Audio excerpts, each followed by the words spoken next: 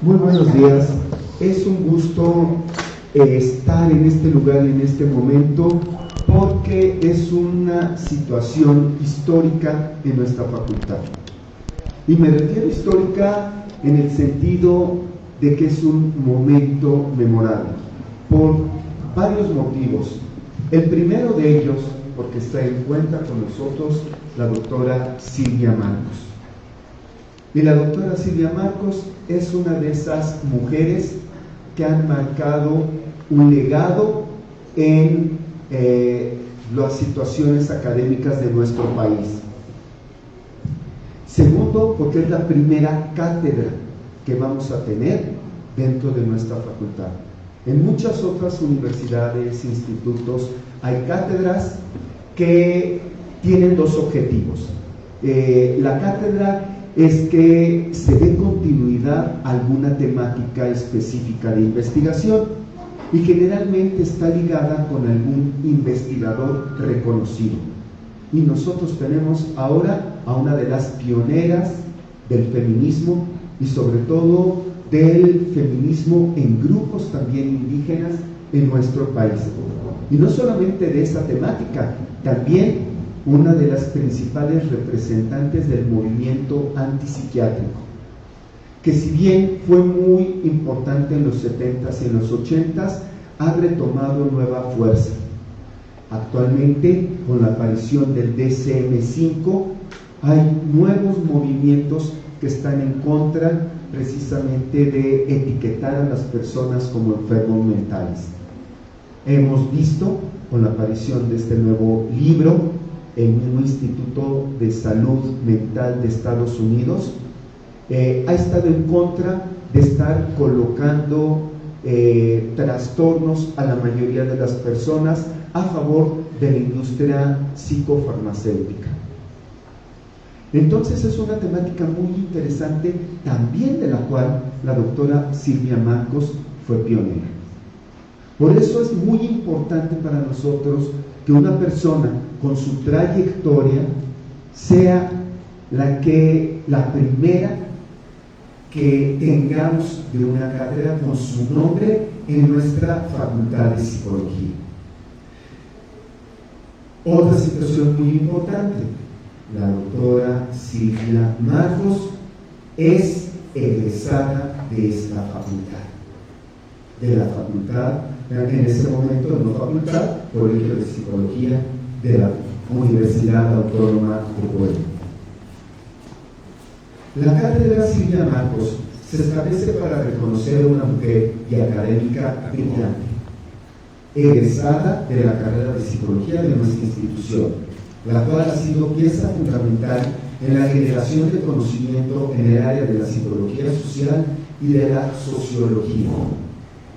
El objetivo de esta cátedra es mantener este espacio académico para que, de manera anual, se presenten conferencias, cursos y o talleres que colaboren en el desarrollo de esta disciplina científica, particularmente en los temas correspondientes a los estudios de género, de inclusión y de una cultura de paz.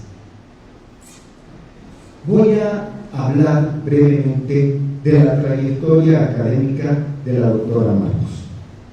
La doctora Silvia Marcos realizó estudios de licenciatura en Psicología en la Universidad Autónoma de Puebla. Llevó a cabo sus estudios de doctorado por Iván Illich en el CIDOC. Cuenta con postdoctorado en Psicología y Sociología de las Religiones de la Universidad de Harvard y es profesora visitante de la Facultad de Estudios de las Religiones del posgrado de la Universidad de Claremont, California. Asimismo, es integrante y fundadora del Seminario Permanente de Antropología y Género del Instituto de Investigaciones Antropológicas de la UNAM e integrante del Comité Directivo Permanente de ALER, Asociación Latinoamericana para el Estudio de las Religiones. Cabe hacer mención que en esta trayectoria en el CIDO ella también colaboró, estuvo trabajando con el doctor Eric Fromm, que también en Europa estuvo colaborando con algunos personajes muy interesantes como Jean Piaget. Silvia Marcos, en los años 70, con Mujeres en Acción Solidaria, Fue iniciadora de lo que ahora es el movimiento feminista en México.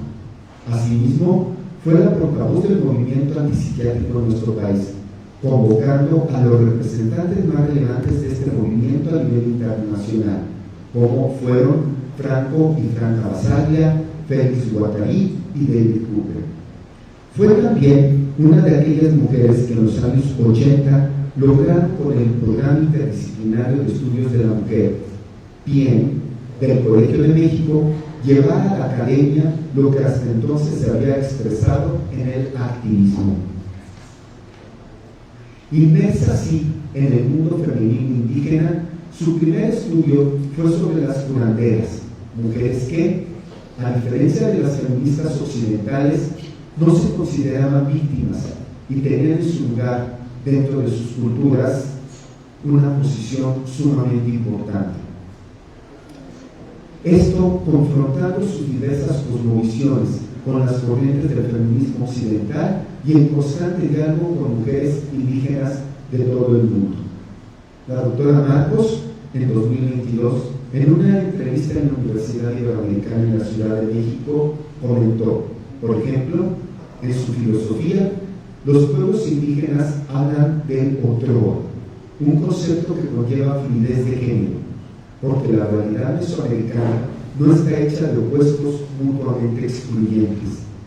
La dualidad mesoamericana está hecha de un tránsito permanente entre lo femenino y lo masculino, en una identidad hombre-mujer. En Brill Academic Publishers apareció su libro en inglés Taken from the Lips, Gender and Eros en Mesoamérica en 2006, en traducción al español, tomado de los labios, género y eros en Mesoamérica, editorial Abya Yala, Ecuador 2012. El libro Dialogue and Difference, Palgrave 2005, fue editado con Marguerite Valer, fue traducido al español, Diálogo y Diferencia, retos feministas a la globalización. En SAGE, UNAM, Instituto de las Mujeres, Morelos 2008. 3 libros más aparecieron en 2010: Indigenous Religions and Women, Perspectives from Asia, Australia and the Americas, Breyer 2010. Cruzando Fronteras, Mujeres Indígenas y Feminismos, abajo y a la izquierda, CIDESI, Universidad de la Tierra, Chiapas 2010. Mujeres Indígenas Rebeldes Zapatistas, México 2012, en coedición con Georgina Méndez, Xuno López Pincín y Carmen Osorio. Sentir, Pensar el Género 2013. Mujeres Indígenas y Cosmovisión Descolonial, Idea, Editura, Bucarest, Rumania 2014.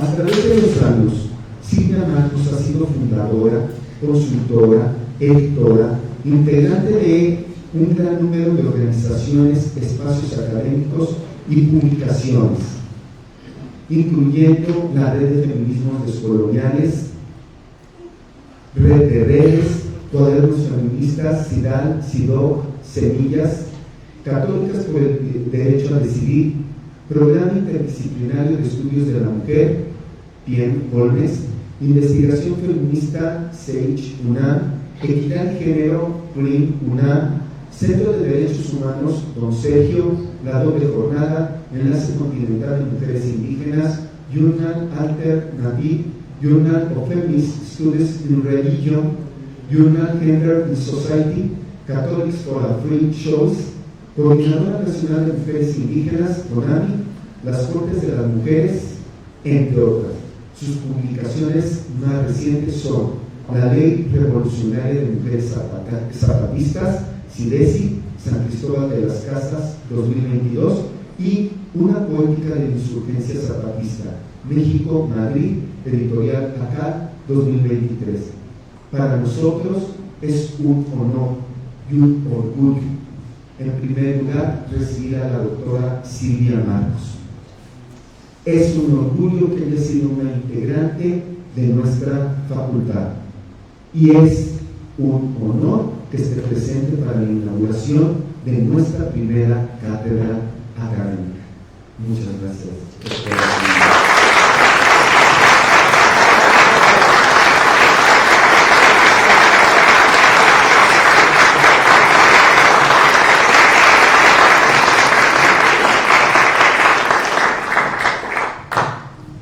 Para seguir adelante, siendo las 11:28 de este día 12 de octubre de 2023, damos por inaugurada la Cátedra Magistral Silvia Marcos.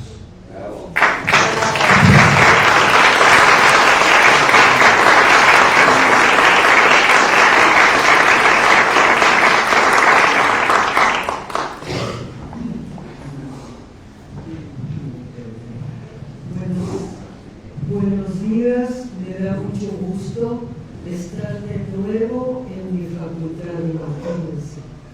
Volver a ver aquí a cuantos compañeros, varias compañeras y compañeros que han estado conmigo, y sobre todo quiero agradecer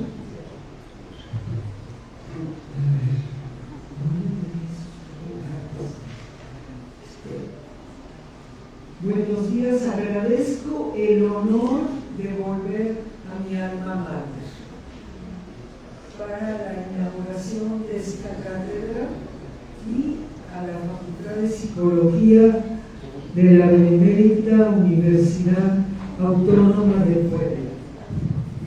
El señor director, doctor José Luis Rodríguez Sánchez, y a mi compañero fue el que empezó a Víctor Manuel Muñoz, empezó desde hace un año a volvernos a buscar y a insistir y que vengas y que a ver cuándo nos vemos. Entonces agradezco mucho ese liderazgo de Víctor Manuel y a todas, no puedo decir aquí los nombres de Benita Socorro, Sael, bueno, no quiero que me falte alguien, todos los que fueron Vicente, todos los que han estado parte de mi trayectoria, les agradezco la recepción y de volvernos a encontrar después de, como decía Sael anoche, el medio siglo,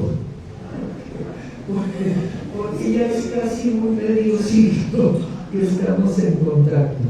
Muchas gracias. Y quiero compartir con ustedes hoy. Primero que nada voy a decir algo que tiene mucho que ver con el título que le pusimos a esta ponencia. Se llama Cosmovisión Descolonial, los saberes de los pueblos. Entonces, hoy fíjense, yo estoy acompañando mentalmente, espiritualmente, la marcha que están haciendo los pueblos del CNI, el Congreso Nacional Indígena. Se está haciendo una marcha en muchas partes de la República. Yo estaba convocada a marchar con el Congreso Nacional Indígena, estaba llamada a marchar con ellos para hacer una denuncia de que este día, que es el día del descubrimiento de América, ¿sí saben eso, no? Supongo que. Entonces, por algo, yo digo por algo, al doctor se le ocurrió inaugurar la cátedra este día. Le agradezco mucho al doctor que haya elegido este día, porque este es un día donde los pueblos indígenas en los últimos tiempos han estado reclamando que se festeje el descubrimiento de América, el disque descubrimiento de América, como si no hubiéramos existido antes, la gente de esa cultura. Entonces, hay ahí toda una crítica, muchas luchas políticas de pueblos indígenas que están reclamando y se ha transformado últimamente en el Día de los Pueblos Indígenas para compensar y por eso decía yo que agradecía que hubiera esta fecha. Entonces, ¿en qué se me coloca mi trabajo? Pues mi trabajo ha sido, déjenme ver aquí, mi trabajo hace una crítica descolonizante de las barbaridades contra los pueblos originarios que ocasionó este proceso brutal de conquista a través de la invasión brutal, destrucción que hizo Cristóbal Colón. Y ya ven que por años yo de chica, y Cristóbal Colón fue el descubridor de América, y todo lo que hizo Cristóbal Colón hasta ahorita estamos sabiéndolo. Y les voy a dar un solo dato. Los indígenas taíno, que era una etnia, porque la extinguió completamente Cristóbal Colón con sus viajes a la isla que se llamaba La Española, donde está ahorita Santo Domingo y Haití. En esa isla había un pueblo indígena que se extinguió por el descubrimiento de América.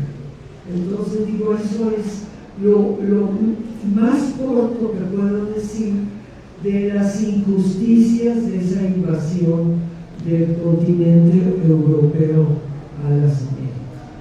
Entonces yo mi trabajo académico ha cabido dentro de lo que se llama estudios de la descolonización.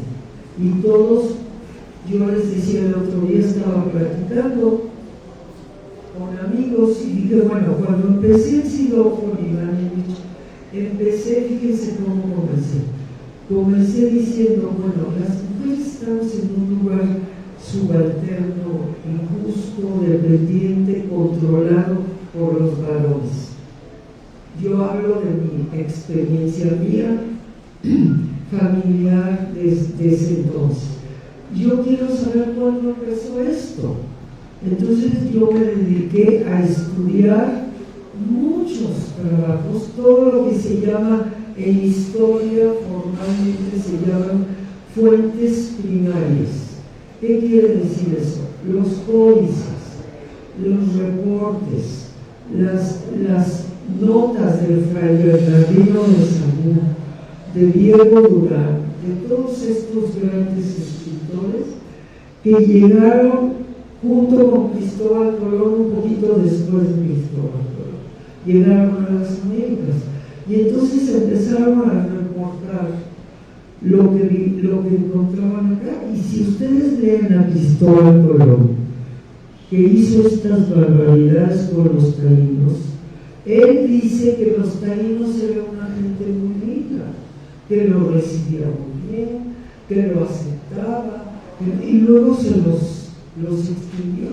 Entonces, estamos viendo esa historia que se repitió.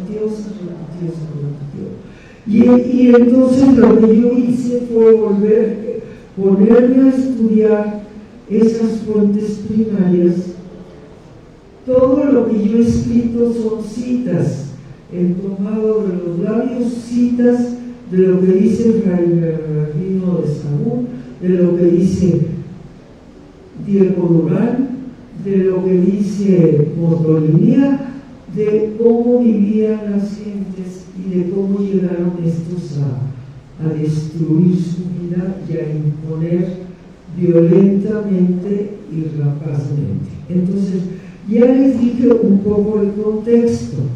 Ahora voy a leer partes que yo preparé especialmente pues para esta cátedra, ¿verdad? Para señalar las perspectivas de lo que yo espero que incidamos como facultades de psicología de esta universidad que es mi alma mater, ¿verdad? Entonces voy a leer unos extractos.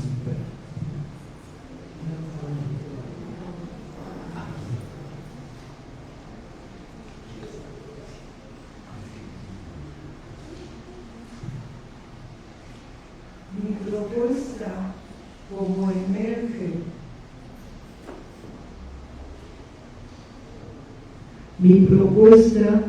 como emerge de mis estudios en Puebla, ha sido moverme en las miradas epistemológicas enfocadas en develar la episteme como Michel Foucault la estudió. O sea, yo aquí empecé con el doctor Víctor Fernández a iniciarme en esos otros saberes.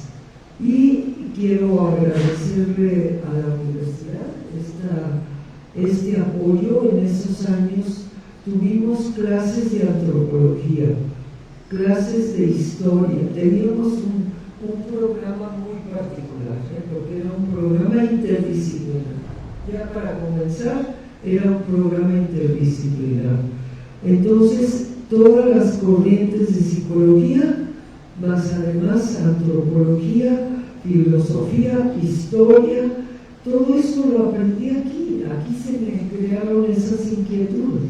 Entonces, definitivamente, pues mi trayectoria me abrió aquí en esta universidad, me abrió el interés en todas estas áreas, y mi trabajo cabe en historia, en etnografía, en antropología, en filosofía. De repente me dicen la doctora filósofa, la doctora antropóloga, la doctora psicóloga, luego se les olvida la psicología.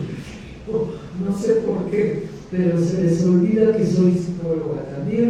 Entonces hay toda esta multiplicidad de influencias que se coordinaron cuando yo hice esos estudios de las fuentes primarias en historia.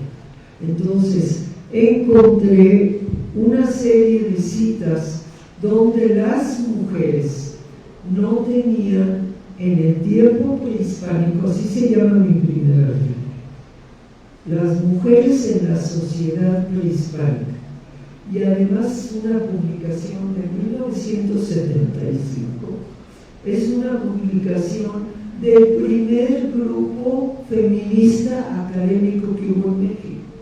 Además, era el grupo promotor voluntario que estaba vinculado al gobierno. Entonces, estas feministas, que siguen siendo mis colegas, como están aquí todos ustedes, que siguen siendo mis colegas y que estamos haciendo cuadernos feministas ahora, fíjense. Y entonces se publicaron esos folletines, parecen folletines, pero en aquel entonces, muy al principio del feminismo, se consideraba que eran libros. Entonces hicieron 4 libros. Un libro lo hice yo, es Las mujeres en la sociedad prehispánica, y es producto de los años que leí yo directamente en Sido, a ver cómo vivían las mujeres antes, porque a mí no me gustaba lo que me habían tocado, la verdad, no me gustaba. Entonces dije, pero ¿qué es esto de que tengo que pedir permiso, que tengo que adaptarme, que el hombre me va a mandar siempre? La carta del Choro Campo hizo que dejara a mi novio porque dije que esta carta no va conmigo. Entonces, este estudio me hizo descubrir que en los mundos prehispánicos, por ejemplo, en los anales de Cuautitlán, ustedes si pueden conseguir, si pueden encontrar los anales de Cuautitlán, los invito a que lean los anales de Cuautitlán. ¿Quién gobernaba? Fíjese, gobernaba un colectivo, no era un presidente, vicepresidente y acá abajo, no la jerarquía, eran 6 hombres y 6 mujeres de la comunidad, 6 hombres y 6 mujeres. Imagínense lo que significaba eso. O sea, primero el cambio de la jerarquía del Estado, que es tiene una jerarquía de arriba hacia abajo, y las mujeres, por supuesto, abajo o desaparecidas. ¿Y qué había en el mundo prehispánico? La colectividad que gobernaba. ¿Qué hay hoy en día en los pueblos del CNI que estoy ahorita yo uniéndome a su marcha? Hay gobierno colectivo. ¿Qué son los usos y costumbres? ¿Qué son? Lo que ahora llamamos usos y costumbres son propuestas de gobierno en colectivo, de gobierno en donde es la colectividad. ¿Cómo lo hacen? Me puedo pasar aquí una hora explicando cómo lo hacen, pero lo que yo les puedo decir rápidamente es una introducción a cómo le hacen.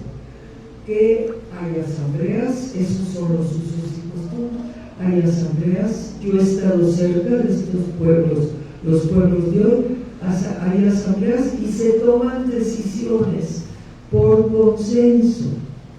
Los hombres y las mujeres y los niños tienen voz y voto en el consenso, con muchas diversidades y muchas variabilidades. No me crean esto muy exacto, no es exacto. Es una variante de un gobierno que se gobierna a sí mismo y por eso llaman mandar obedeciendo. Porque entonces las autoridades de esas comunidades lo que hacen es implementar lo que se decidió por la asamblea de consenso. Entonces aquí tenemos una primer gran diferencia entre el gobierno del Estado y el gobierno de los pueblos indígenas. Lo colectivo, y lo colectivo que incluye a las mujeres en igualdad también, las mismas cantidad de mujeres que de hombres, lo colectivo y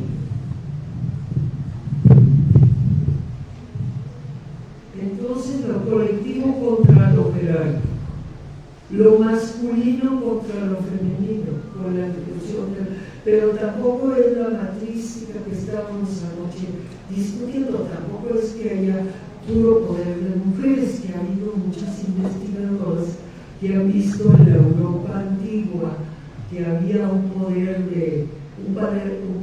matriarcal, lo llaman. Tampoco es eso que viene de los pueblos. De los pueblos viene un poder colectivo donde hay hombres y mujeres, pero no están las mujeres abajo. Yo ahorita les estoy diciendo en síntesis lo que yo tengo 40 años investigando. O sea, investigando etnográficamente, investigando históricamente con los documentos. Y estos son lo que yo llamo saberes de los pueblos. Y estos saberes de los pueblos están sumamente discriminados. Y entra aquí toda la teoría descolonial, todos los grandes tratados de teoría descolonial de Boaventura de Sousa, de Walter Muñolo, de María Lugones, todos estos han hecho estudios muy rigurosos filosóficos epistémicos. Entonces voy a leer una partecita, ya les di. Yo lo que quería era darles el panorama general, porque considero que muchos de ustedes están introduciéndose a este tema. Entonces es una introducción. Si yo me pongo a darles una lectura como voy a hacer ahorita y no tienen ustedes el marco en el cual interpretar todo lo que yo digo, pues no lo van a entender como lo pueden entender si yo ahorita ya procedo de una manera más sistemática. Entonces, habiendo dicho eso, fíjense, hay que guardar poder de las mujeres compartido con los varones, no puras mujeres arriba. Tampoco es el feminismo sectario de que puras mujeres entre nosotras y ningún hombre, porque los hombres son nuestros enemigos. Eso no tiene que ver con la propuesta de los pueblos o los saberes de los pueblos. Ese feminismo que emerge de los pueblos del CNI, del zapatismo, es un feminismo de igualdad o de participación proporcional, para decirlo de una manera precisa, entre hombres y mujeres.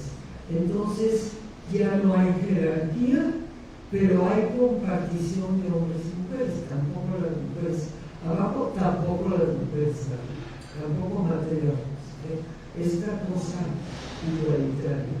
Y es en la colectividad la de vivir. Son dos cositas, parecen muy pequeñas, pero en eso está fundamentado epistemológicamente las culturas. Esto lo puedo decir de las culturas de todos los pueblos originarios. Sí, no puedo más cosas, pero esas dos realidades políticas organizativas son propias de los pueblos originarios. De Cuetzalan aquí, que yo iba a hacer mis prácticas sociales a Cuetzalan. Vean la propuesta de Toseta. Vean la propuesta de Toseta. Van a ver lo que es. Lo que es recuperar parcialmente, a como se puede hoy en día, recuperar esos usos y costumbres que nos traen unos saberes extraordinarios, saberes de convivir unos con otros en mutua interconexión, el respeto mutuo. Hay una serie de riquezas ahí que hay que ir descubriendo. Bueno, entonces ahora sí voy a empezar a leerles unos pedacitos. La propuesta, aquí es de este lado, ¿verdad? La propuesta descolonial incluye una lucha por desmontar, exponer y visibilizar una forma de justicia que ha pasado frecuentemente desapercibida en muchas luchas valiosas desde las izquierdas y también desde las luchas de las mujeres. Aquí estoy uniendo la cuestión feminista con la lucha de la justicia social. Es lo que llamamos con varios otros intelectuales, con María Lugones, con Boaventura de Sousa, con Margarita Millán, con Maldonado y con Hernández, una demanda por la justicia epistémica. Desde aquí ya nos estamos moviendo a la profundidad de cómo construimos el conocimiento. Los saberes de los pueblos están vivos, surgen ahora en cada una de los múltiples movimientos sociales que vemos emerger en defensa del territorio, del agua, del aire, de la tierra. Imagínense todo esto, zapotecos en el mismo, defendiendo del aire, todas estas riquezas naturales. Ahorita los pueblos indígenas están siendo extraídos de sus riquezas y se les está extrayendo para volverlo mercancía de la propuesta económica capitalista. Entonces se les está extrayendo todas sus riquezas naturales. Los saberes de los pueblos están vivos. Revisar cómo y bajo qué formas se manifiestan las características epistémicas propias de los pueblos mesoamericanos, cómo surgen y se hacen presentes, cómo configuran las prioridades de sus demandas. Por eso unos reclaman el territorio, otros reclaman el agua, otros reclaman todas las luchas diferentes que hay en México, reclaman diferentes partes de explotación de los macroproyectos que se están haciendo hoy en día. Surgen y se hacen presentes las prioridades de sus demandas y cómo es una expropiación de sus formas de vida y cómo dan vida a sus propuestas alternativas al despojo. Esto quiere decir que no hay nada más una crítica al despojo que se está haciendo desde arriba, desde el poder político, sino que los pueblos tienen, vuelvo otra vez a que sepan, los pueblos vuelven a demostrar cómo con sus propias tradiciones tienen otra manera de vivir y otra manera de sobrevivir. Y cómo puede ser una forma más positiva o más interconectada, más justa socialmente. La colonialidad contra la que luchamos, fíjense aquí, es todo un término que se los tengo que explicar. Adentro de la terminología de la descolonización emerge un término colonialidad. La colonialidad contra la que luchamos se distingue del colonialismo. No es lo mismo la colonialidad que el colonialismo. El colonialismo, contrariamente al carácter triunfalista del colonialismo, una de las características de la colonialidad es que no se autoafirma como misión. Los misioneros llegaron a evangelizar, a ir a cambiar, a que les cambiara la religión, que les cambiara la concepción de cuerpo, la concepción de organización, todo. El colonialismo no, y ese es al que estoy yo dirigiéndome y es al que se tiene que dirigir la casa. El colonialismo se instala, se autoafirma como, se constituye más bien como una ceguera. Por lo tanto, la descolonización de los saberes locales indígenas solo puede comenzar por un complejo proceso de cuestionamiento de los fundamentos del conocimiento moderno occidental hegemónico. A ver, ¿quién está en ese conocimiento moderno occidental hegemónico? Cada uno de nosotros, todos estamos, yo también. No crean que yo estoy diciendo que yo ya no. Ya nos formaron así. Y por eso el énfasis de esta propuesta es la descolonización de la episteme, de como Foucault la defendió. ¿Qué es la episteme? La episteme es la manera en que percibimos el mundo, lo bueno y lo malo, arriba y abajo, lo negro y lo blanco, la mujer y el hombre, el cuerpo y el espíritu. Todo lo tenemos construido en cualidades mutuamente exclusivas. Mutuamente excluyentes. Los hombres son hombres y las mujeres son mujeres. Y yo lo que he descubierto es que en estos pueblos, y hay muchos escritos míos, y tenemos que empezar a escribir. Hay muchos escritos míos fundamentados en pura etnohistoria que comprueban que en los pueblos previos a la llegada del catolicismo o de la religión o de la propuesta europea española de gobierno, antes de eso había una fluidez de género.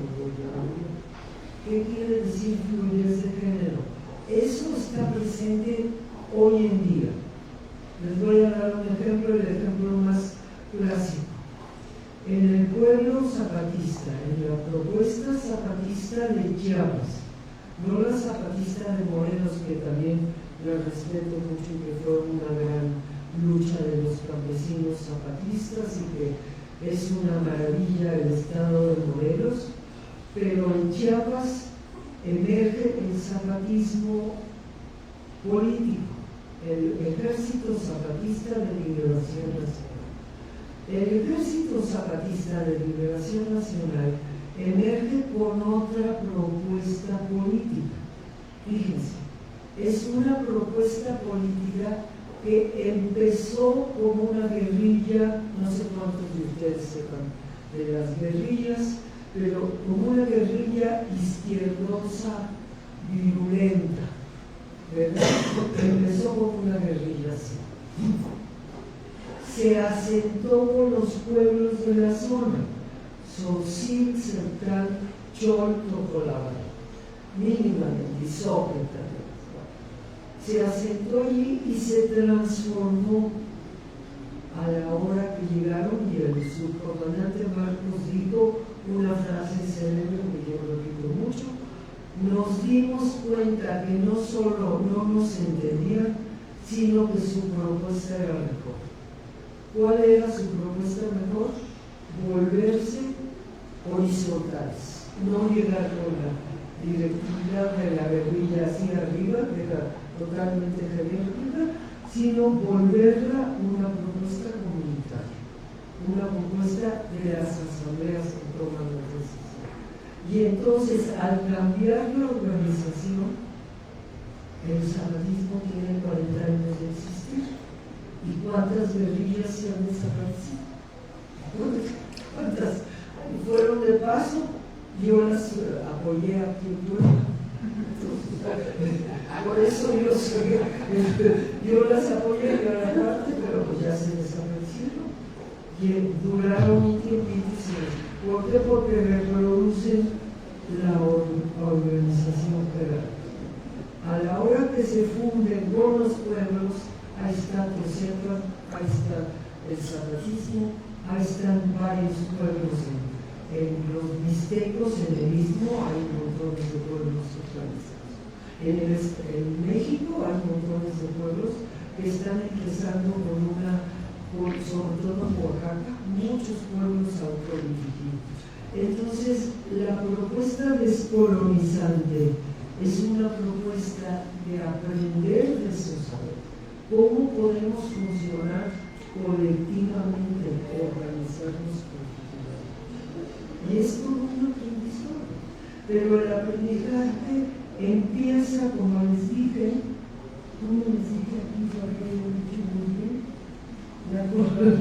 la colonialidad contra la que luchamos se distingue del colonialismo porque, contrariamente al carácter triunfalista que asumía el colonialismo, la característica de la colonialidad es que no se autoafirma como una misión, se construye más bien como una ceguera, porque la descolonización de los saberes indígenas solo puede comenzar por un complejo proceso de cuestionamiento de los fundamentos del conocimiento moderno occidental hegemónico.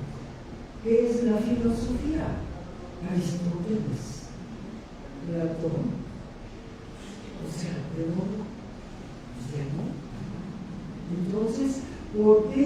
Porque acá, aparte del mundo griego, en las Américas hubo un desarrollo filosófico propio, todo propio desde Canadá, desde todos los pueblos. Yo me enfoco en Mesoamérica para poder tener rigor académico.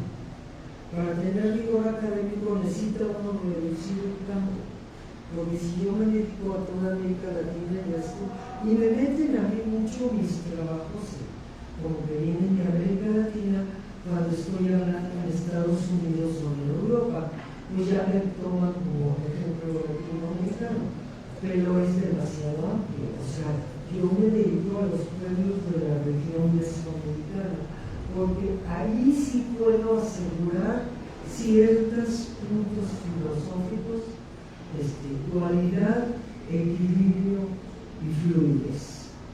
Dualidad, equilibrio y fluidez de tema. Esas son cualidades que se encuentran en todos los pueblos. Y son poquitas cosas, pero de todo valor.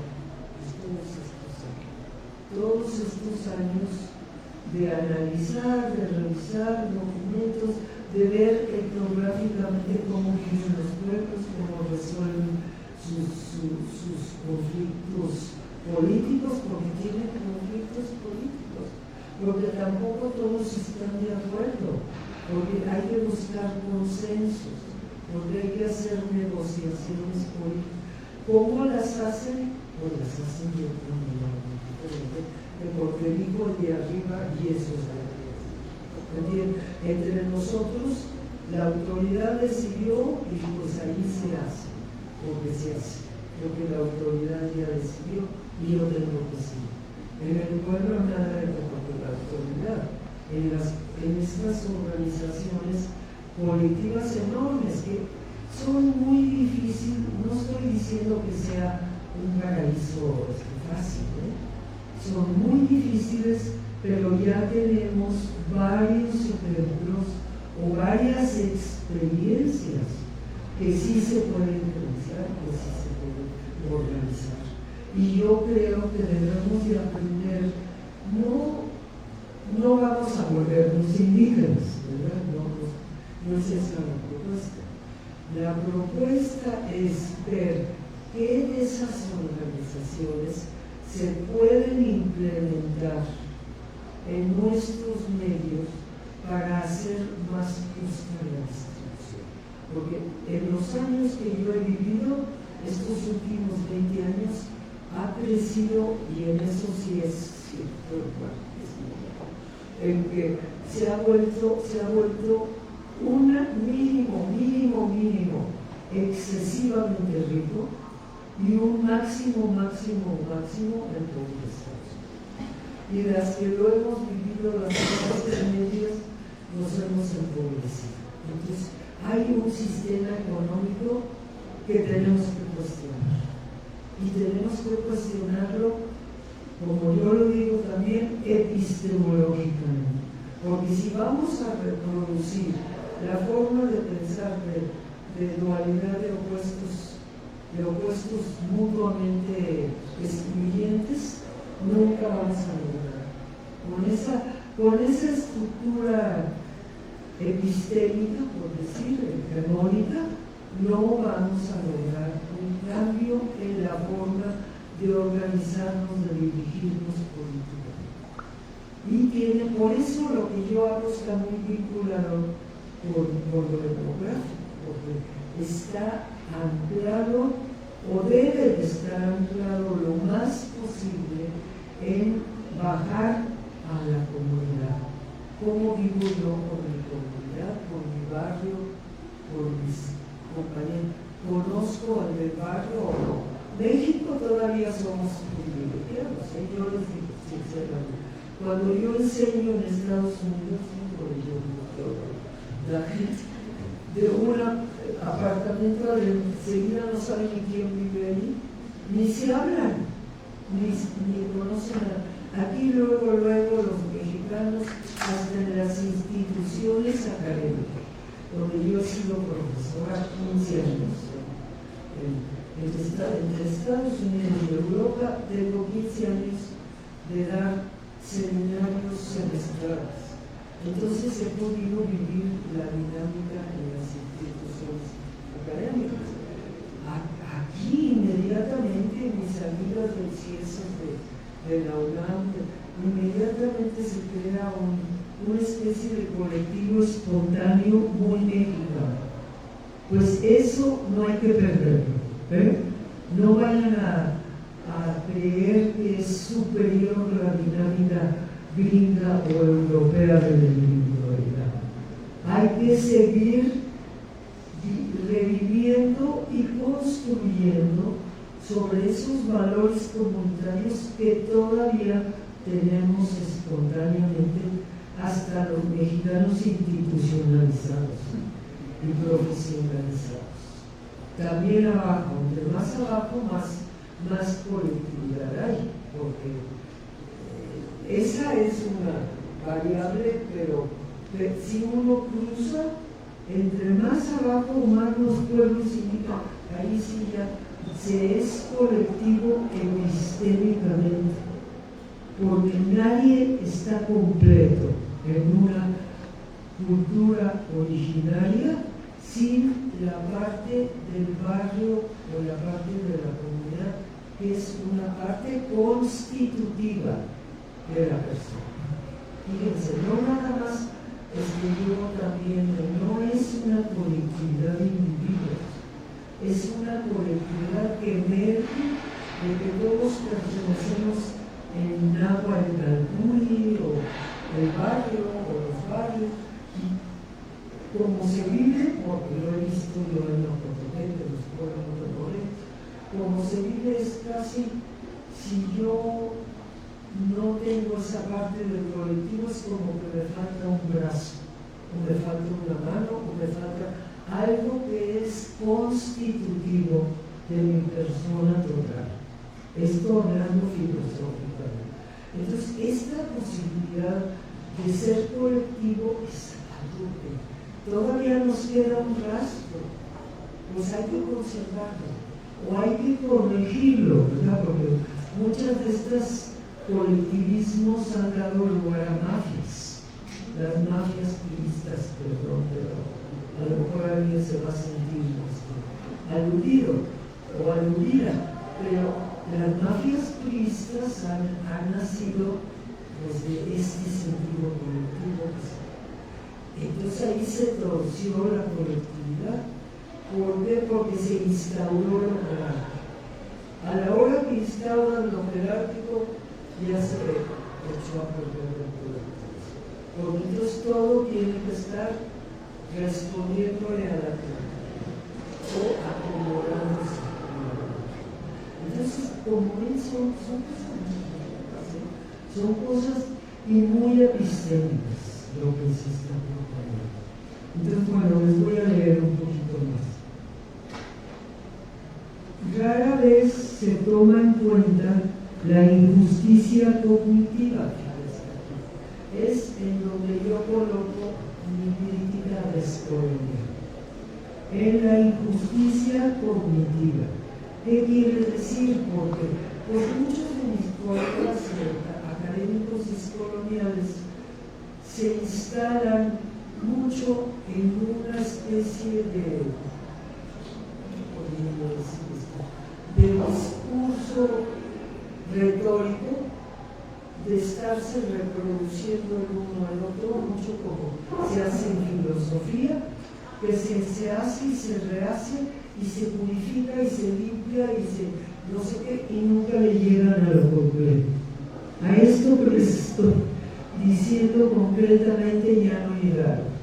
Entonces, la propuesta mía es llegar a esa parte, a esa base de abajo, a esa base del núcleo, del primer núcleo colectivo que creamos.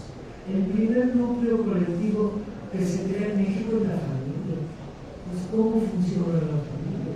¿Cómo está estructurada la familia? Hay un señor macho que dirige todo. Y fíjense que yo, de donde yo saqué muchos ejemplos al inicio, cuando estaba yo muy nueva en el tema, de donde yo saqué muchos para defender mi propuesta o la propuesta, fue de cómo está estructurada la familia mexicana. Porque ese es un ejemplo entre los latinos en Estados Unidos. Porque luego dicen, son mexicanos y la familia es primero. Pero la familia es primero, que es el colectivo familiar, lo que es primero. No es la familia nuclear de los gringos, esposo, hombre, mujer y dos niños, o un niño. No es eso. El colectivo de los latinos en Estados Unidos es esta, la familia extendida, que la reproducen ahí, la reproducen. Entonces hay una fuerza en esa colectividad. Esa colectividad es parte de lo que hay que recuperar. No considerar eso, los latinos son inferiores, están portándose mal, no están cambiando bien en la dinámica gringa, la dinámica de Occidente, pues es dinámica de Occidente, de sajones. Dejen a los sajones ahí. Los latinos tienen su propia dinámica, es una dinámica comunitaria, es lo que nosotros queremos muchas veces. Yo lo he vivido, lo digo, en las instituciones académicas, he vivido la diferencia. Entonces es como una lucha de un poder contra otro en un colectivo contra otro. Entonces hay toda otra lucha de interacciones ahí. Entonces vamos entonces esta injusticia cognitiva. Yo hablo de justicia cognitiva y de injusticia cognitiva. Cognitivo quiere decir que se refiere a la epistemia, a la forma como vemos el mundo, como construimos el ser, cómo somos hombres, cómo somos mujeres, cómo percibimos los animales, cómo percibimos la naturaleza, cómo percibimos el agua, cómo percibimos la tierra. Bueno.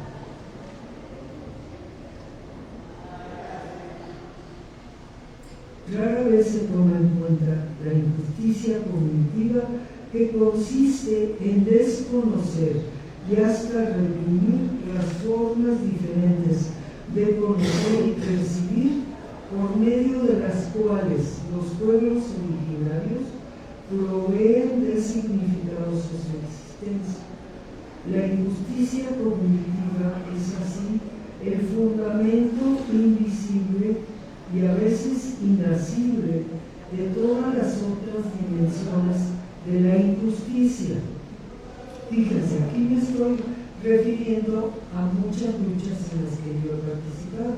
La injusticia racial, que es tan fuerte, las luchas en Estados Unidos contra Black is Beautiful, y todas estas cosas de la injusticia racial, la injusticia sexual, la injusticia política, la injusticia étnica con los grupos indígenas, la injusticia social.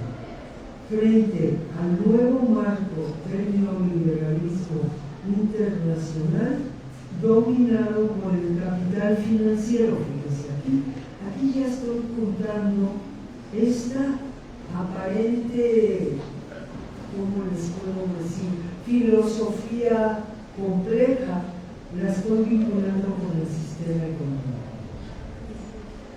Dominado por el capital financiero y la explotación expropiadora y extractora de recursos, afirmaré que los saberes de los pueblos son, desde sus raíces epistémicas, una riqueza, un camino, una esperanza a conservar. Alimentan formas de resistencia propias que nos toca respetar como nivel elemental de toda posición ética política. Yo aquí, yo no sé, yo veo que ya no sé cuánto tiempo hay más, hay unas hojitas finales que yo tenía ganas de proponer. Sí. Bueno. Siempre me preocupa, me pongo inquieta. Bueno, aquí yo les he dado una base lo que yo quiero confirmar con ustedes no es traer el saber comunitario bruto al mundo nuestro, es ver qué elementos o qué posibilidades de esa colectividad podemos adaptar y apropiarnos y reproducir. Y esos son los estudios. Pero lo primero es darnos cuenta de cómo estamos discriminando las formas de pensar que vienen de los pueblos. Eso es lo principal. Cómo descubrir que estamos en el pensamiento puro. Y esa es toda la tarea de las cosas. Eso hay que entenderlo poco a poco, empezar a revisar. Por ejemplo, en mi libro que les comento, Conceptos del Cuerpo. Les voy a dar un ejemplo porque creo que este ejemplo es un ejemplo que todos hemos vivido. O sea, por ejemplo, yo iba, y aquí en Puebla hay muchas curanderas que hacen limpios, ¿verdad? Ustedes, yo no sé, yo no les dé vergüenza porque eso sería epistémicamente ser hegemónico. Entonces, yo creo que yo iba con curanderas a que me hicieran una limpia, ya me siento, se me pegaron manos aires. No sé, yo ya tenía medio, nada más de vivir en Puebla, ya tenía yo las ideas de Puebla. Yo decía, no, pues oye, fíjense, la limpia en qué consiste. Yo me he hecho limpias en varios lados de México, pero en Cuernavaca, en Morelos, acá, pues yo les voy a decir lo que yo recuerdo. Hay un manojo de plantas medicinales olorosas y le hacen a uno una barrita, ¿verdad? Hay diferentes formas de hacerlo, yo recuerdo. Depende qué tan mal acabamos. Entonces, primero le hacen a uno el diagnóstico, a ver qué tanto se le metió los malos espíritus o las malas vibras o la envidia, porque hay una constante que es la envidia, que es como el diagnóstico clásico del mal de ojo, la envidia. Entonces, el mal de ojo, yo eso he presentado en congresos de sociología internacional y he hablado académicamente de la envidia. Y sí, porque tiene su base estética, tiene su base donde se puede elaborar académicamente. Entonces, dependiendo del diagnóstico que hace la curandera o el curandero, aunque la otra constante es que yo hice un estudio, allí era de cuantificación.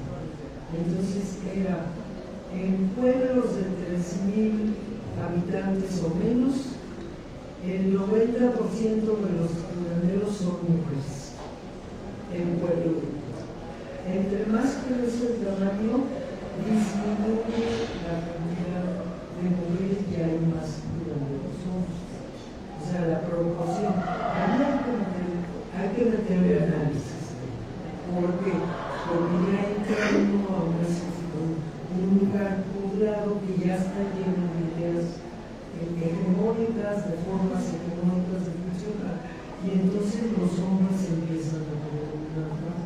Pero en general, yo por eso me dedico a las curanderas, porque es tarea de mujer poderosa, porque una mujer curandera curadita, hay que tenerle preparación y hay que tratarla con mucho respeto y hay que tenerle miedo.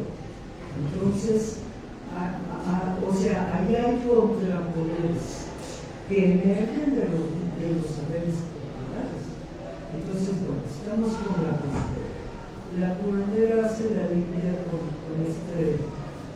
ya decide que sí, con la barrila le bajo el cuerpo y ya se va a la limpia. ¿Qué quiere decir que con eso se alivia uno? Porque sí se siente uno. Yo la verdad sí, yo no sé, yo soy medio pasogolera, soy medio indígena, pues sí. Yo sí me siento aliviada, sí me entonces, ¿qué quiere decir? Fíjense, el concepto de cuerpo.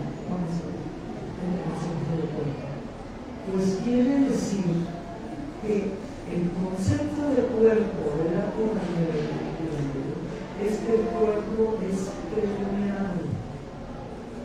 cuerpo no tiene una barrera rígida de la tierra.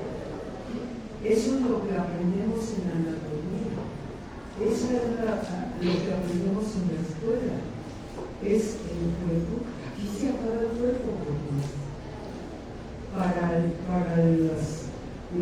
manejo epistemológico que hacen las curanderas o el mundo de la curación, el cuerpo es permeable. Y el cuerpo tiene elementos que le entran de afuera y le salen de adentro. Entonces hay un tránsito permanente. Todo eso lo he escrito, lo pueden ver, se ve muy académico, muy riguroso. No, nadie puede decir que no. Entonces, ¿qué quiere decir? Que el cuerpo no es el cuerpo que aprendemos en la anatomía, en la escuela de la universidad. El cuerpo es otro tipo de cuerpo. Pero no quiere decir que la curandera es bruja o es supersticiosa o es mágica o es que no. Lo que quiere decir es que tiene otro concepto de cuerpo epistemológico. Y ese es uno de mis grandes pleitos de toda mi vida, ha sido otro concepto. No es una ignorancia, no es un atraso, no es brujería, no es superstición, no, es epistemológicamente otro concepto. Diferente. ¿Y por qué no lo respetamos? Vamos a ver. ¿Por qué vamos a llamarlo superstición y luego les da vergüenza a mis estudiantes? Decirme que iban a hacer siempre limpia. Y yo me dijo, doctora, no, pues ¿por qué? Pues es otra forma. Y convivir con ellos en igualdad de respeto. Eso es lo que fíjense. Esa es la búsqueda más compleja que tiene el pensamiento espiritual. Es instalarse en el pluriverso, así me llamo, no el universo, el pluriverso de múltiples epistemes que se pueden respetar unos a los otros. Yo todavía creo de que la episteme nuestra tiene cosas muy buenas y yo por eso digo los saberes de los pueblos se pueden recuperar, no todos los saberes, ciertos saberes de los pueblos. Entonces la forma de organización comunitaria me parece muy importante, ¿verdad? El respeto a la tierra, la protección a la naturaleza es un saber de los pueblos fabuloso, porque no hay de los que nos hablan. Entonces hay saberes de los pueblos que yo quiero recuperar. Pero primero hay que comenzar con tener el universo epistémico abierto y decir, yo construyo mi cuerpo así, pero aquí la curandera construye el cuerpo de otra manera. Y toma pulsos y el pulso le dice que tiene esta enfermedad. ¿Por qué? Porque los pulsos son considerados en ciertas partes de México como diagnóstico, sirven para diagnóstico. Pero un médico dice esa respuesta, no, pero los doctores luego, como te decía yo hace ratito, te dan una medicina para el cáncer que dice que va a curar el cáncer y nada más apagar. No cura el cáncer, nada más entorpece y lo enferman a uno. ¿Qué le hacen a uno con la terapia radiológica? Ya lo hablamos ahorita, Sareni, ¿no? Una terapia radiológica me echó a perder los ojos. Y tengo un año y medio de terapia de masajes, terapias alternativas del pueblo y medio me está componiendo, pero me echó a perder la terapia. ¿Por qué? Porque el concepto de cuerpo de la medicina es un concepto de cuerpo que hay que construir. hay que cuestionarlo desde otra episteme, como a lo mejor mejor la naturaleza se sabe mejor qué hacer con su concepto local, que te salen elementos y te entran elementos con respeto. O sea, el mínimo comienzo es respeto a un pluriverso. Pues yo creo que ya le dejaré un final, tenía unas palabritas bonitas.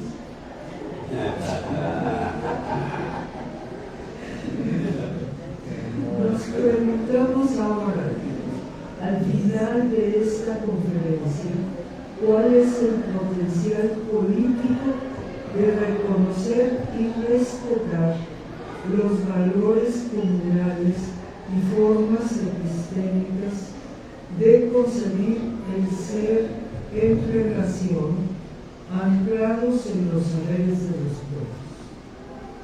La discriminación devastadora a los aspectos cognitivos de la cultura propia es funcional para disminuir, desviar y erradicar el potencial revolucionario de los pueblos. El desprecio o discriminación hacia las perspectivas propias de los pueblos desalienta, deprime, induce al desprecio de lo propio, de sí mismo, desmoviliza. Se podría explicar como un síndrome de indefensión aprendida. Yo acabo de usar Franz Fanon, aquí se acuerdan de Franz Fanon, psiquiatra que trabajó con los alcoholistas mucho. Franz Fanon lo explicaría al revisar la Revolución Africana y las secuelas que deja en las subjetividades colonizadas. Según Fanon, el lo africano no llega a un fondo común a su raza, sino con un fondo construido por el mundo, porque ya está toda raza. Esta discriminación a los aspectos cognitivos de la cultura es muy destructiva políticamente, porque atenta contra la dignidad de la persona, de los pueblos, mina la seguridad de sus propuestas cuando éstas están inevitablemente envueltas en rasgos y creencias propias, desorienta la protesta y rebeldía, hace sentir que solo el camino trazado por los dominantes y como ellos lo definen incluso por las izquierdas es socialmente o racionalmente vigente y eficiente. Por eso los pueblos hoy, como primera demanda, tienen la que exige dignidad y reconfiguran sus propuestas, su estrategia, su camino, sus tiempos y sus agendas. Se puede descodificar como una propuesta y un camino que reconceptualiza el tiempo, su tiempo, afuera de las categorías inmediatistas que sofocan frecuentemente nuestras luchas.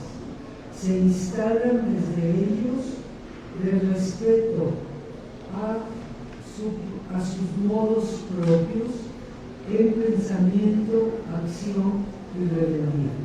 Y son también la esperanza de poder definir su camino desde abajo, unidos en colectividad hecha de múltiples singularidades para transformar el mundo indigno que estamos viviendo. Voy a terminar con palabras del viejo Antonio, ese sabio indígena, maestro y guía, que supo introducir a los luchadores urbanos de aquellos años a su sabiduría propia y que permitió que se formaran nuevas formas de lucha por la justicia antisistemática neoscotista.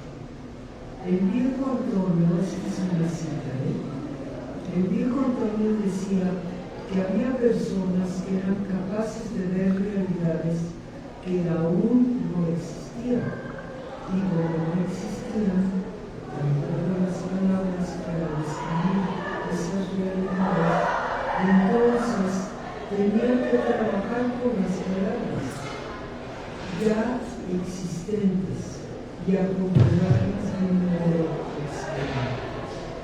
Espero que el mundo externo de palabras en este texto abra a percibir caminos propios que quieren ser en parte canto y en parte poesía. Muchas gracias.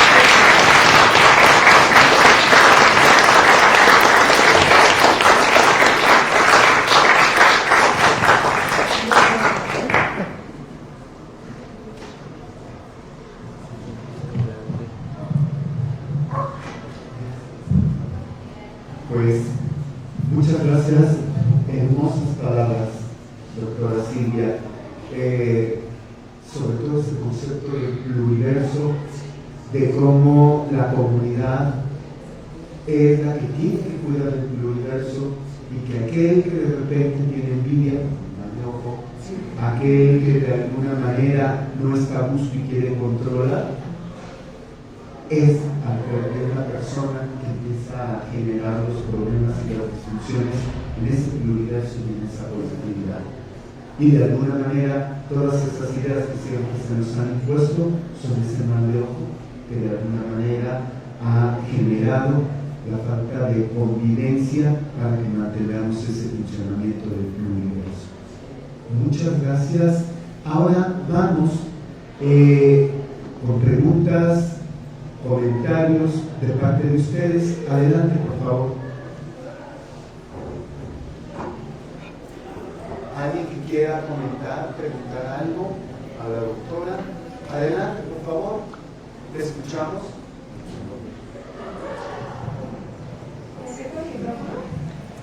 O si gustas desde ahí. ¿Tengo una pregunta? No, entonces.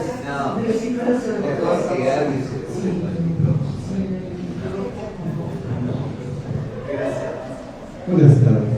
Es una pregunta que todos los días también trato de responderla. Para usted, ¿qué diría que es la conciencia? ¿Qué es la conciencia para usted? Para usted. Para usted.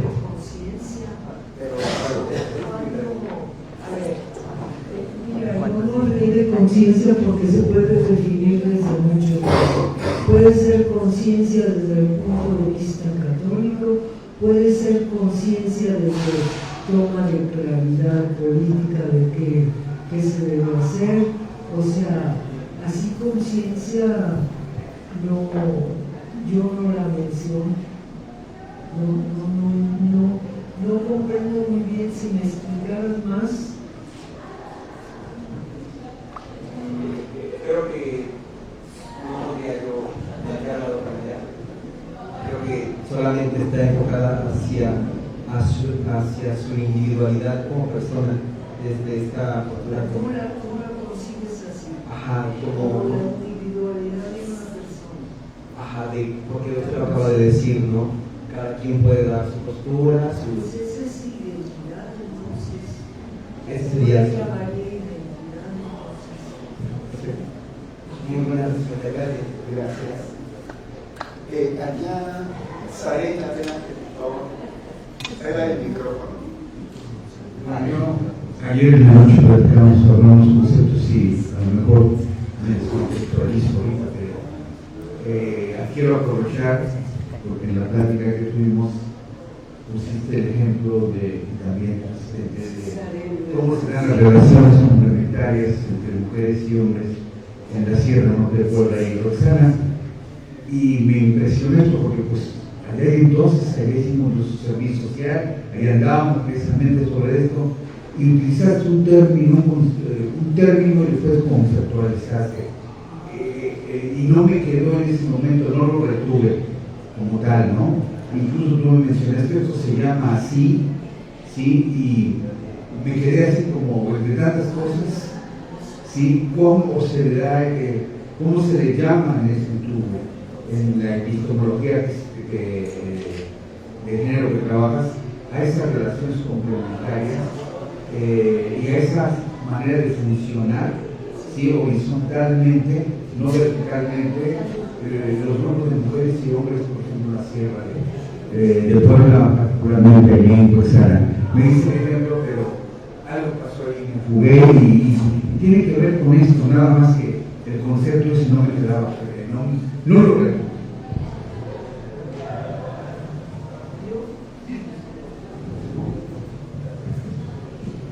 Yo creo que a lo que tú te refieres, Ariel, es a lo que yo llamo fluidez de género.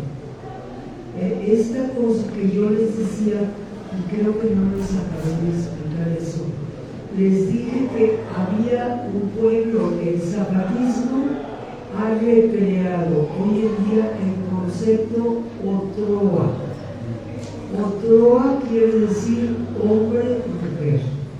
No gay, no transgénero, no homosexual, no lesbiano, no. Hombre, mujer. La capacidad de ser hombre y mujer en fluidez. ¿Qué quiere decir eso? Que pasas, y eso es lo que yo he encontrado, y es lo que refleja el zapatismo. Lo que para mí ha sido, por eso yo me he enamorado del proyecto zapatista. Tengo un enamoramiento académico con él. Es político, pero también es académico, porque lo que ellos han hecho elaborando su propuesta política es incorporar muchas características de la cosmovisión mesoamericana. La cosmovisión que yo estudié 20 años. Y cuando emerge el zapatismo, emerge construido con esos dioses que van al cerro, que están en la cueva. Hizo como el primer comunicado de un movimiento político, ¿cómo? Porque ya estaba anclado en la cosmovisión de Tzotzil, Central, Chol, así de ellos emerge, habían tenido mucho tiempo una simpatía por las luchas homosexuales, por las luchas de los gays que venían acá, porque eran un grupo más explotado. Ellos políticamente, el zapatismo siempre tuvo mucho respeto por la lucha de los gays transgénero y eso. Pero al paso del tiempo, porque el zapatismo como la cultura siempre está en movimiento, entonces se ha ido anclando en sus profundidades epistémicas con los jóvenes. Y de repente, hace 4 años o 5 años, emergió el concepto de otro. ¿Qué quiere decir el concepto de otro? Es que es hombre y mujer. Hombre y mujer está en fluidez de género. Quiere decir que no está estático, porque la propuesta gay es otra vez estática. Y fíjense cuando yo de lo que he leído, por ejemplo, yo he sabido de personajes que eran gay y que de repente ya volvieron a ser heterosexuales. Y entonces, ¿qué es eso? Y destantean a la colectividad y la ponen agresiva. Lesbianas que eran lesbianas y que ya volvieron con hombres. Pero ¿cómo? Y destantean. ¿Por qué destantean? Porque no tienen un anclaje filosófico en la fluidez de género. ¿Por qué? Porque la estructura económica para producir el capitalismo explotador que estamos viviendo requiere una mujer en la casa que cuida a los hijos y los viejos y hace la comida, y que a veces tiene la doble jornada, pero requiere que no se sepa ese trabajo y que el hombre sea el único que gana o el que gana más. Y entonces esa es la productividad del sistema capitalista, o sea, no es ajeno es la base filosófica que permite esta explotación. Entonces, si tienes separado al hombre y a la mujer, pues ándale, sigue eso. Vuelve esto sí ha estudiado histórica, Jean Robert, tengo que citarlo. Les recomiendo un artículo que hizo La construcción social del sexo. Salió en la revista Conspiracio en 2014. Ahí él revisa históricamente el paso de esta capacidad de fluidez de género, cómo se fue dogmatizando en categorías mutuamente excluyentes, directamente relacionado con el catolicismo vaticano, con las herejías que se construían desde el orden. Esto históricamente, para que le vean la raíz al pensamiento occidental moderno. Entonces aquí hay una arraigante, ahí históricamente hay que estudiar cómo no vamos a recuperar ahorita lo que los pueblos actuales tienen de riqueza de pensamiento. Los zapatistas ya lo hicieron, ya tienen una Marie-José, no sé si la hizo, pero búsquenlo. Van a ver, Marie-José dice unos hombres y mujeres, pues los dos. Anda con su pelo largo, pero no se hace transformaciones, no se altera las facciones, no, él tiene derecho de ser hombre, es colectivo. Entonces no tiene que hacer esas torturas que se cambian la cara para poder ser mujer o hombre. ¿Qué es eso? ¿Qué es eso? Esa es una tortura del tiempo contemporáneo, eso hay que desbancarlo.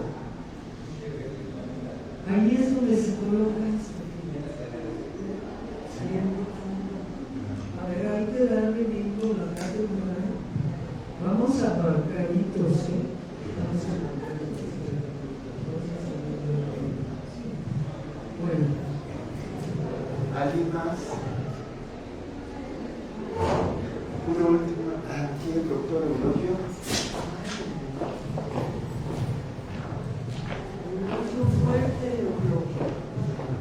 Sí, primero, pues agradecerte, Silvia, que hayas aceptado, ¿verdad? Acompañarnos y hacernos reflexionar sobre varios temas que tú has sido pionera, ¿verdad? Hemos platicado varios profesores y pensamos que hay temáticas que podríamos profundizar, que podríamos aprender, ¿verdad?, a partir de tus publicaciones, de tus reflexiones. Muchas gracias, ¿verdad?, por estar con nosotros y espero, ¿verdad?, que podamos más adelante pues desarrollar, profundizar, ¿verdad?, enriquecer todas las ideas que has venido desarrollando y pues muchísimas gracias y esperemos contar con tus aportaciones y bellas reflexiones. Muchísimas gracias, Silvia. Pero ya, Lulú, y aquí es Me uno al agradecimiento que acaba de hacer el doctor Eulogio, porque en un mundo como el que vivimos, que usted nos venga a hacer reflexionar, pensar acerca de las cuestiones hegemónicas que van directamente hacia nuestras raíces, porque somos indígenas. En un día como hoy es imperativo reconocer que somos indígenas y que también venimos del origen de la imposición eurocéntrica, ¿no? Entonces, por otro lado, alude también a las cuestiones relacionadas con la desigualdad de género, ¿no?, la desigualdad entre hombres y mujeres, y nos da hermosos ejemplos de cómo no volteamos a ver a nuestros pueblos originarios. Entonces, bueno, yo quiero enfatizar nada más que hoy no es Día de la Raza. Hoy no, ya no hay que nombrarla de esa manera. Hay que nombrarla que fue un encuentro en desigualdad de circunstancias tal vez, no culturales, no de inteligencia, no económicas, sino que llegaron a devastar muchos pueblos y que nos enseñaron a no voltear a ver hacia allá, ¿no? Yo tuve una abuela indígena y estoy muy, muy orgullosa de ella. Muchas gracias por su presencia.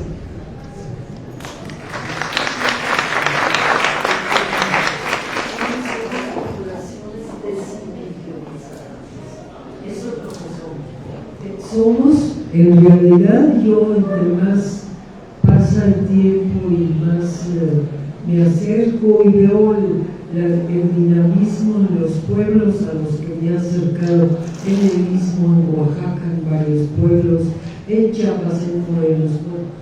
Entonces tengo ya mucha experiencia de contacto directo, y entonces yo lo que acabo de constatar, y que es por discriminación, que no aceptamos que somos pueblos desindigenizados. Todos tenemos algo de indígena.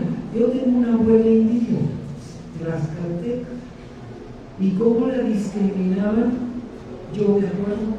Entonces, como de niña yo veía como ella salió muy morenita, de repente salió uno más morenito, otro más clarito, y entre más moreno, más abajo, más te matan. Entonces hay una identificación. Yo me acuerdo un suizo que me dijo una vez, pero los anuncios de la televisión aquí, todos tienen pura gente que no tiene el fenotipo de acá, son puros fenotipos anglosajones los que anuncian los productos, las cosas de bebé, unos güeritos, unos bonitos.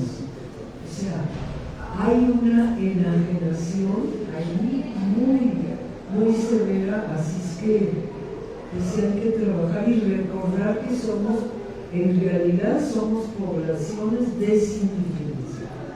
A mí me gusta más eso, que mestizo, pues pienso. Lo mestizo, eso de que mitad y mitad no me da cuenta. Tampoco, ¿verdad? Entonces, pero por eso hay que empezar respetando y apreciando. Y entonces te va a dar orgullo. A mí me da mucho orgullo. A mí no me da vergüenza decir que ya soy mesoamericana y que creo que me sacan los malos que de ahí. A mí no me da vergüenza. Soy de aquí, ¿no? Entonces hay que, pero tener también toda esta base, nosotros que somos profesores, ¿no? Estamos a un nivel que requerimos un fondo bien estructurado, bien filosóficamente fuerte, bien epistemológicamente anclado para poder empezar a sentir ese impulso. Ahora, yo veo muchos indígenas líderes que ya están súper orgullosos y orgullosas de su identidad. Hay una Yasna y ahora montones de feministas indígenas orgullosas de su identidad. Sí. Entonces, qué bueno que aportaste. Gracias. Yo, aparte de felicitarte, quiero pues hacer mención aquí a la asamblea que tú eres una muestra de una mujer que decidió ser mujer, pero decidió ser mujer desde tu corazón, desde tu alma, y que para eso ha sido una lucha que tú tuviste y tuviste que romper con muchas situaciones. Entonces eres un ejemplo para nosotros las mujeres de cuando se quiere crecer hay que saber dejar de lado muchas cosas que en su momento nos dolieron, pero que nunca traicionaste tu alma. Gracias.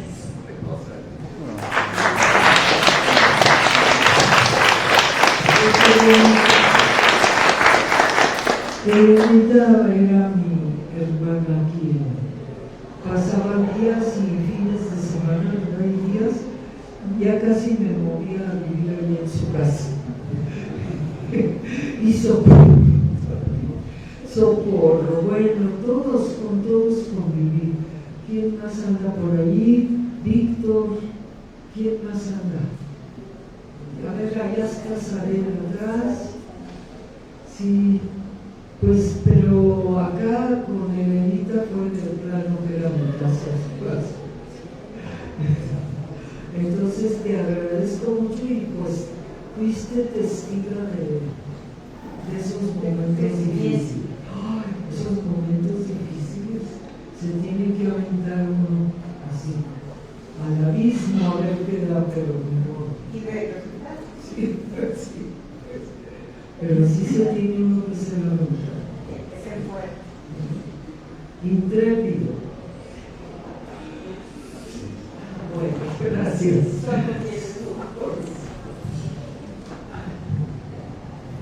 Gracias. Bien, además de compartir el orgullo de sentir a una compañera, a una amiga con quien crecimos juntos como generación, estamos cumpliendo 50 años de nuestra generación, entonces yo creo que es un digno marco y sobre todo el dar reconocimiento a todos esos nuevos conceptos que nos compartes, que justamente muestran, ¿verdad?, para nosotros un panorama muy diverso, muy amplio, y esa revaloración de los demás indiscriminadamente, ¿verdad?, es rica, es maravillosa. Yo te felicito mucho, ¿verdad? Me fascinó la injusticia y la justicia cognitiva, ¿verdad? Y muchos de esos conceptos que veniste a compartirnos. Así que esta cátedra inicia con un gran paso adelante y esperamos poder participar también en ella. Te abrazo con todo el cariño de nuestra generación. Gracias.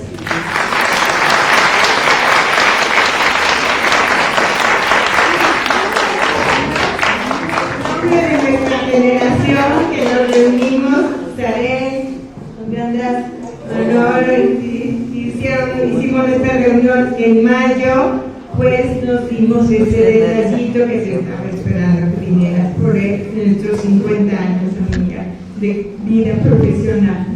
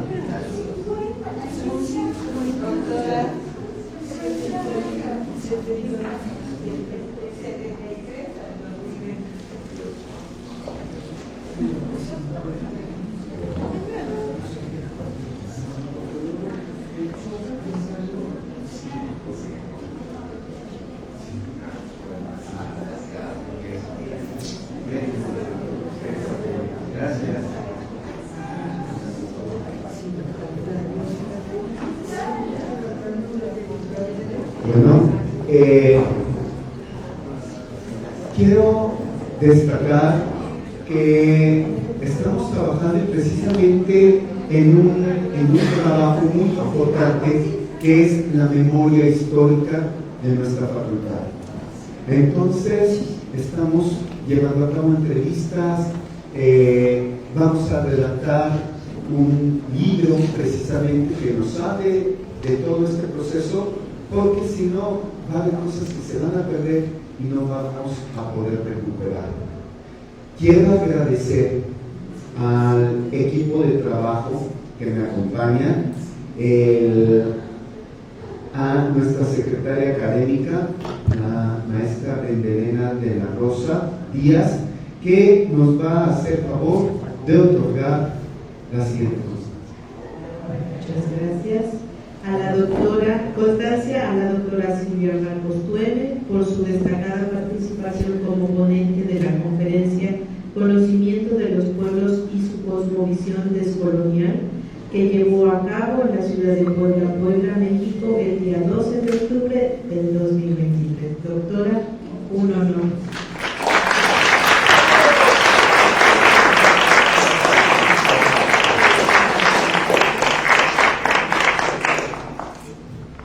Asimismo, agradecer a la doctora Rosalía Tenorio Martínez, nuestra secretaria de Investigación y Estudios de Posgrado.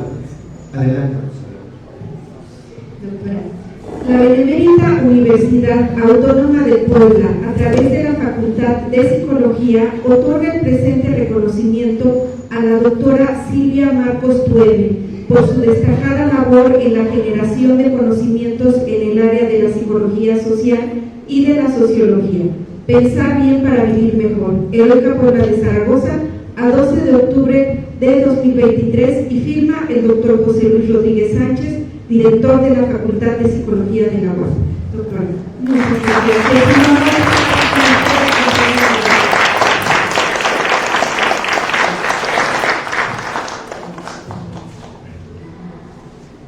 Asimismo, tenemos aquí un obsequio. Precisamente le voy a pedir a nuestro secretario administrativo, el doctor Carlos Alberto Lara Méndez, que nos haga favor de entregar.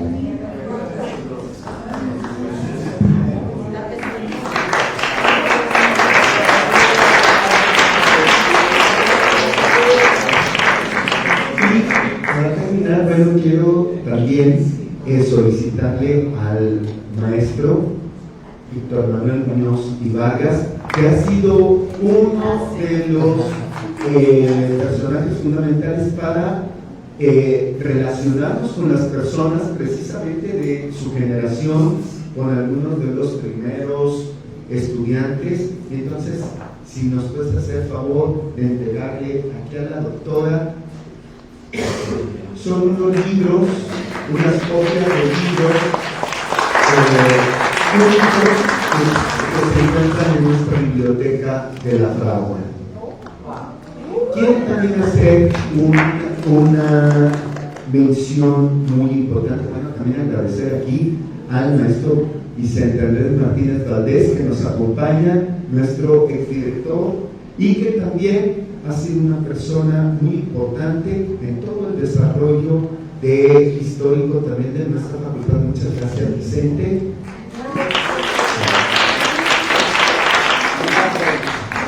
Quiero también anunciar que ya, precisamente hablando de lo que nos comentaba el doctor Eulogio, si gustas, queremos, si él acepta, que él sea el responsable, precisamente, se lo estoy pidiendo en este momento, de dar continuidad, de ver la parte académica de la cátedra Silvia Marcos. Él incluso ya tiene una propuesta muy interesante, ya que tendríamos en el mes de enero un conversatorio sobre reflexiones sobre el desarrollo del movimiento feminista y las teorías de género. Luego nos propone para el mes de abril salud, enfermedad mental en época de post-pandemia. Y otro, creencias, religiones, nuevas prácticas epistemológicas, muy relacionados precisamente con la investigación de la doctora. Y el próximo, ese sería en julio, y precisamente nuevamente 12 de octubre nos gustaría que fuera el siguiente año, la clausura del año, pero también la apertura de las actividades del siguiente año. Esperemos contar nuevamente con su presencia, doctora. Para nosotros va a ser un gusto tenerla de nuevo por aquí. Y bueno, serían las actividades que tenemos para dar continuidad precisamente a la cátedra. A todos agradecerles su presencia. Es un momento muy importante y relevante para nuestra facultad. Todos son parte de esta historia y el hecho de estar aquí y ahora nos ayuda a seguir escribiendo esas narraciones por las cuales queremos ser recordados. Muchas gracias a todos y muchas gracias, doctor.